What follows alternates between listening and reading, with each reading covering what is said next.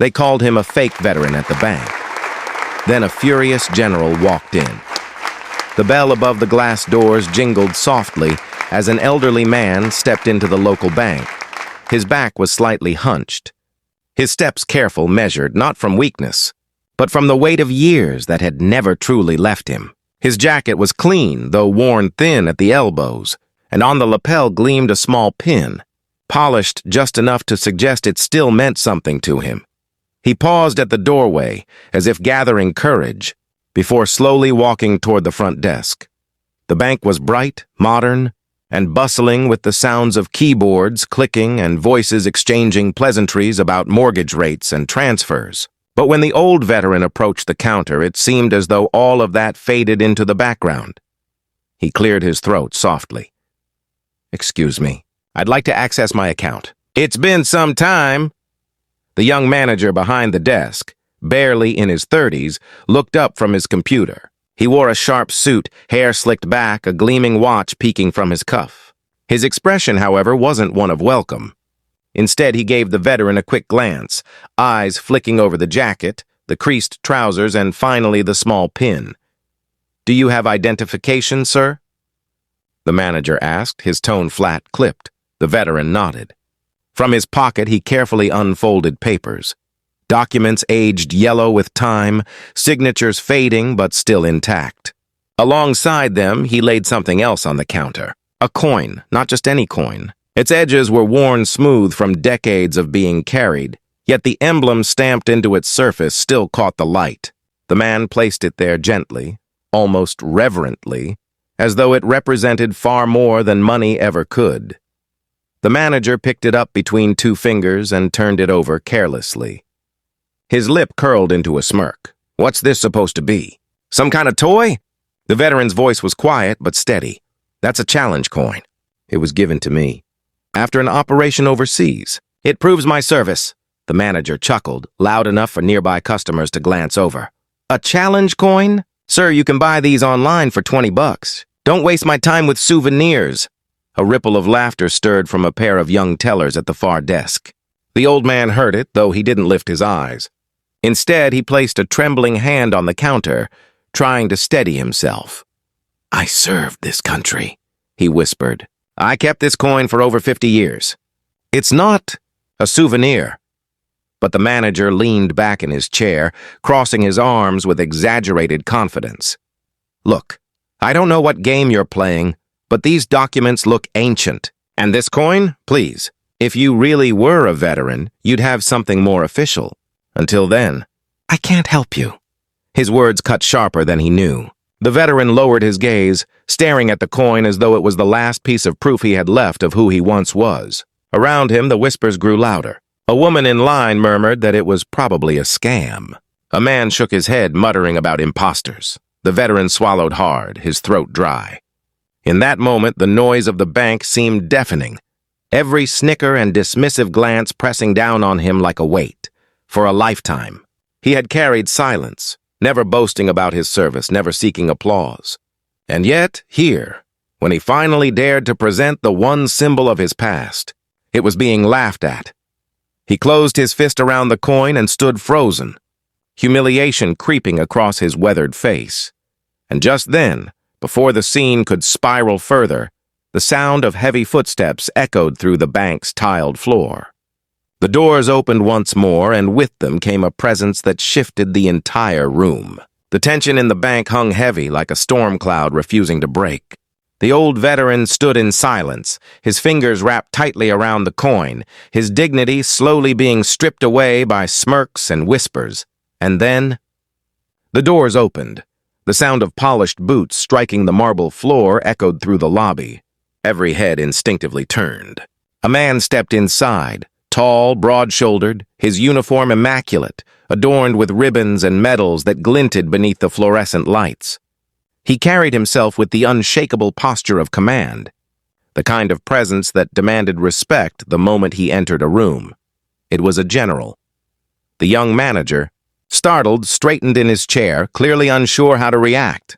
Customers shifted uneasily, sensing the sudden gravity in the air. The general's eyes scanned the room, sharp and unyielding until they landed on the small scene unfolding at the counter. And then his gaze fell on the coin. For a moment, time seemed to stop. His expression, once stern, softened with recognition. He stepped forward with deliberate pace, each stride purposeful, echoing like a drumbeat that silenced every whisper. The general reached the counter. Without hesitation, he looked at the elderly man, not with suspicion, not with doubt, but with something far deeper. He raised his hand and, in full view of everyone in the bank, snapped into a crisp salute. The room froze. The young manager blinked, stunned, his confidence draining away. The tellers behind him dropped their smiles, realizing instantly that whatever joke they thought they saw was no joke at all. Customers who had been whispering fell silent, as if the weight of the salute itself had hushed them. The veteran, caught off guard, hesitated before slowly returning the salute. His hand trembling but steady enough to convey what words could not, the general's voice rang out, firm and commanding. "Sir, it is an honor to see you again." Murmurs rippled across the lobby. The old man looked confused, almost overwhelmed. The general gestured toward the coin resting on the counter, his eyes narrowing at the young manager. "Do you have any idea?" he said, his tone sharp as steel. "What you're holding?" The manager stammered, his earlier arrogance cracking. I thought it was just a coin. Some trinket." The general cut him off. "That coin is no trinket. It was awarded only once, to a unit that carried out a mission so dangerous, so critical, that few lived to tell about it. That coin was never sold, never handed out at gift shops.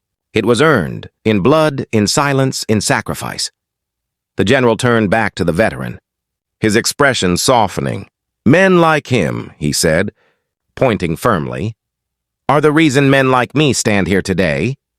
Without that operation, without his courage, countless lives, including mine, would have been lost." Gasps filled the room. Customers leaned in, realizing they were witnessing something historic, something few would ever see firsthand. The young manager's face flushed crimson. His arrogance had evaporated, leaving only shame. He opened his mouth to speak, but no words came. The general's presence was overwhelming, his authority undeniable. The general then addressed the room, his voice carrying not just authority but truth. "Respect is not a suit, nor a watch, nor a title behind a desk. Respect is earned where few dare to go and carried silently by those who never ask for recognition." The veteran, once hunched and humiliated, now stood taller, not because the general had given him dignity, but because the general had reminded everyone else of the dignity he had carried all along. And in that moment, the entire bank knew the truth. This was no fraud. This was no imposter. This was a man who had lived history. The bank was silent. No more whispers. No more laughter. Only the steady weight of realization pressing on everyone who stood there.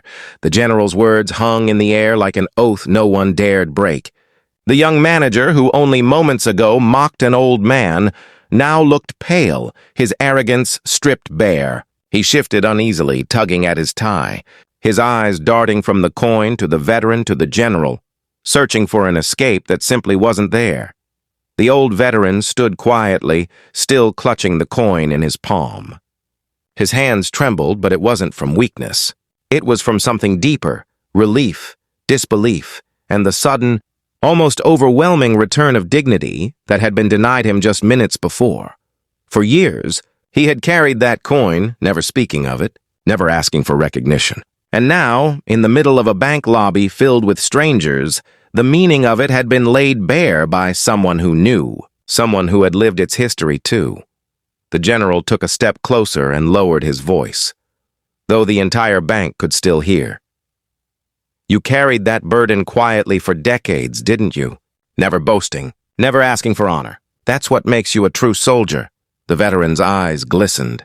He nodded once, unable to find words, and then the general turned, sweeping his gaze across the customers, the tellers, and finally the young manager, who stood frozen at his desk. His voice rose, firm and deliberate. "Every one of you should understand, respect is not given to uniforms alone. It is given to the sacrifices that came long before any of us stepped foot here today. Men like him made it possible for this town, this bank, for all of you. To live freely, to work, to laugh?